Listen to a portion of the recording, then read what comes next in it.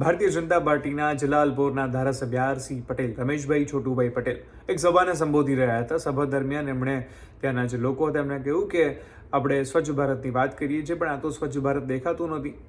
એના પછી આગળ એમણે વાત ચલાવતા કહ્યું કે 4 કરોડ રૂપિયા માંડ આપણે લાવ્યા છીએ અને આ કરોડ પૈસા જે છે એને બરાબર સાચવીને વાપરજો. કોઈ પણ કમિશન માંગવા માટે આવે તો મારો નંબર આપી મારી જોડે વાત કરાવજો અને કહેજો કે લો અહીંયા વાત કરો.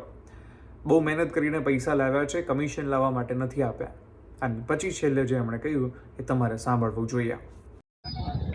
આપણે સ્વચ્છતા અભિયાન કેટલું ચલાવ્યું આજ સુધી? મને અહીંયા આવીને એવું નથી લાગતું કે સ્વચ્છતા અભિયાન અહીંયા કોઈ ચાલ્યું હોય.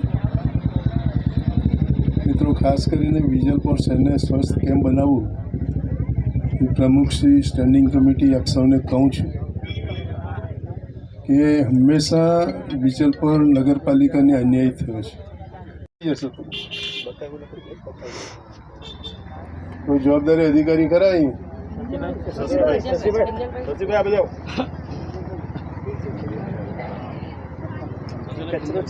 માટીને ક્યાં લઈ જશે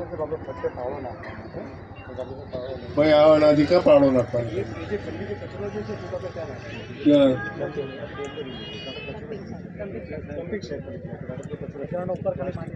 એટલે બધું બહાર કાઢો ને, બહાર કાઢો, ફરીથી નહીં આવવું જોઈએ. આ મહા મહેનતે 4 કરોડ રૂપિયા મંજૂર કરેલા છે.